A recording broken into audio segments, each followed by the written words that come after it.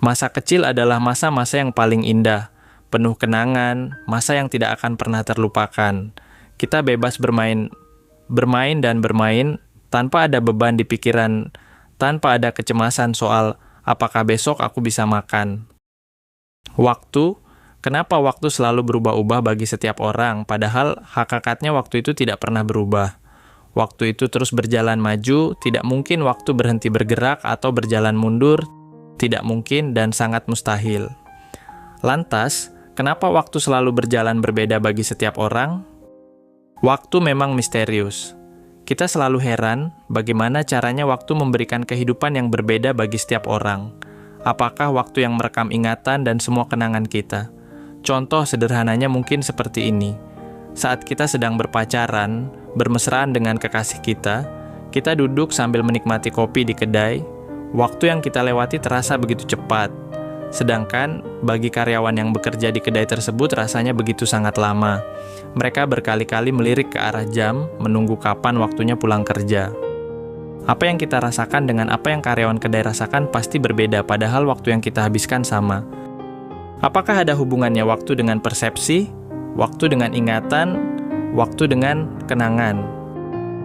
Apakah hidup kita dikendalikan oleh waktu atau justru kitalah yang mengendalikan waktu itu sendiri?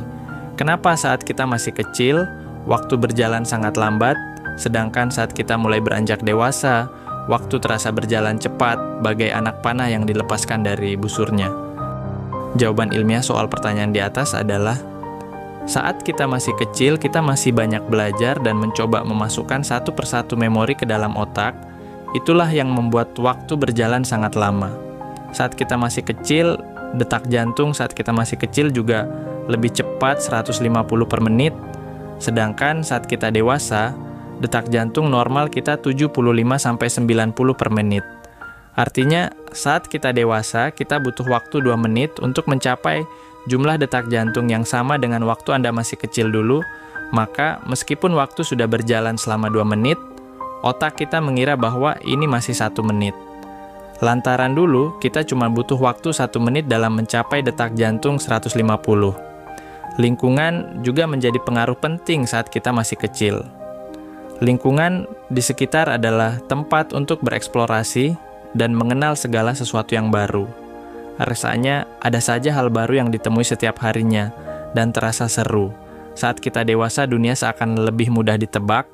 Kita juga sudah dihadapkan sebuah pilihan hidup yang monoton. Sehari-hari mungkin kita akan bertemu dengan hal-hal itu saja. Tidak ada hal baru yang perlu dipelajari seperti saat kita masih kecil. Rutinitas kita yang membuat waktu berjalan begitu cepat, bekerja, lelah, istirahat, tidur, dan kembali bekerja. Semuanya berkaitan dengan daya ingat. Saat menerima berbagai informasi baru, otak akan memproses lebih keras yang akhirnya akan menyimpan memori. Proses ini tentu akan memakan waktu dan tenaga, sehingga waktu rasanya berjalan sangat lama. Semakin bertambahnya usia, waktu yang akan kita lewati 2 kali lipat lebih cepat. Lantas, bagaimana caranya agar waktu berjalan tidak cepat? Kuncinya adalah terus belajar dan belajar. Raihlah banyak pengalaman dan hal-hal baru yang membuat otak kita bekerja lebih keras.